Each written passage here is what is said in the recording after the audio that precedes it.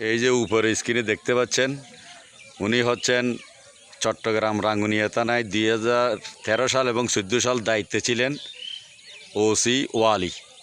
উনি এমন কোনো দুর্নীতি নাই এখানে করেন নাই, অর্থাৎ বিএমপি এবং জামাতের নেতাকর্মীদেরকে ধরে ধরে টাকা নিচ্ছে, টাকা না দিলে মামলা দিয়ে জেলখানায় পাঠাইছে।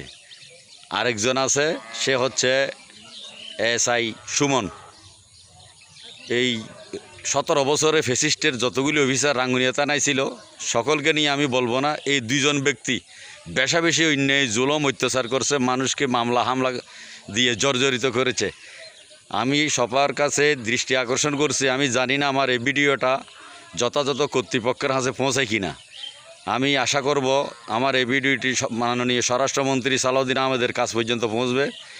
এই দুইজন ব্যক্তি বাংলাদেশে যে কোনো থানায় থাকুক না কেন, যেখানে পোস্টিংয়ে থাকুক না কেন, দয়া করে রাঙ্গুনিয়া থানায় এই দুইজনকে আবার পাঠান, কারণ রাঙ্গুনিয়ার জনগণের সাথে এদের সাথে অনেক হিসাব নিকাশ আছে।